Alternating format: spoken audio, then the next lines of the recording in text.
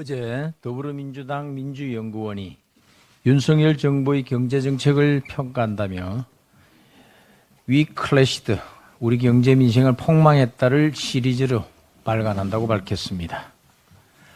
도둑이 몽둥이 들고 호통을 치니 이를 지켜보는 국민들이 오히려 난감할 따름입니다. 아직도 대선 불복인지 묻지 않을 수가 없습니다.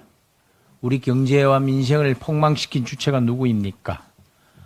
소주성, 일자리 증발, 부동산 폭등, 전월세 대란, 탈원전, 전기요금 폭탄 등 참담하기 이를 데 없는 결과를 만든 장본인이 반성은커녕 염치도 없이 남에게 폭망이라는 말을 덮어씌우고 있습니다.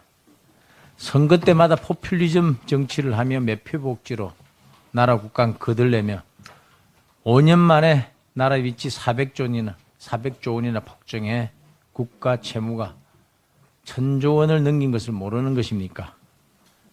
그뿐입니까? 정부 통계마저 정치적 도구로 활용하여 국민을 속이는 대국민 사기극도 서슴지 않았습니다.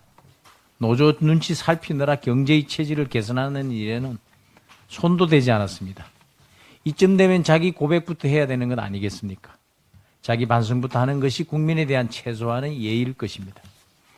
민주당이 발간해야 할 자료는 우리 경제 민생 폭망했다가 아니라 그 문장 앞에 주어 민주당을 넣어야 합니다. 민주당 우리가 경제 민생 폭망시켰다가 되어야 합니다.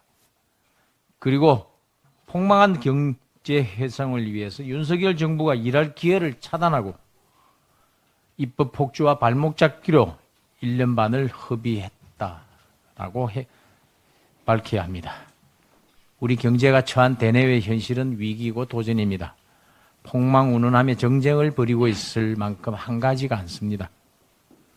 문재인 정권이 일으킨 역대급 경제 참사의 여파를 지금 우리 국민과 현 정부가 오롯이 받고 있습니다. 그럼에도 불구하고 국민의힘과 윤석열 정부는 오직 국민만 바라보며 우리 경제의 대도약을 위해서 뛰고 또 뛰겠습니다. 시장 중심, 민간 중심 경제 성장으로 우리 경제 체질을 바꾸고 역동성을 회복할 수 있도록 최선을 다하겠습니다. 이재명 대표가 오늘 쌍방울 대북 송금 의혹과 관련해서 검찰에 다시 출석합니다. 당당하게 조사에 임하겠다고 호언했던 모습은 사라졌습니다. 검찰 조사에서 사실상 진술을 거부하고 조사에는 서명 날인조차 하지 않았습니다. 희대의 대통령 바꾸치기 공작에서도 모든 의혹이 본인을 향하고 있습니다. 오늘 언론 보도에 따르면 김만배는 2021년 민주당 대선 후보 경선 당시에 이재명 후보를 방어해야 한다고 주변에 여러 차례 말했던 것으로 파악됐다고 합니다. 김만배가 민주당 경선에도 개입한 정황이 있는 게 아닌지 의심가는 대목일 것입니다. 대선 후보 경선이 막빠지던 시기 경쟁 후보이던 이낙연 전 대표가 상식적이지 않는 일들이 벌어지고 있다며 대장동 공세를 펴던 중이었습니다. 보도에 따르면 김만배는 이재명 방어 전략을 짜야 한다며 수차례 얘기했다고 합니다. 이제 이 대표를 방어하고 대장동 사업을 지키는 게 1차 목적이었다고 합니다. 있지도 않는 상상 속 커피까지 동원해가며 대장동 몸통 바꾸치기를 통해서 대선을 3일 앞두고 대통령 바꾸치기 공작까지 벌인 것도 결국 이재명 방어 전략의 일환이었음을 추론하게 하는 것 아니겠습니까?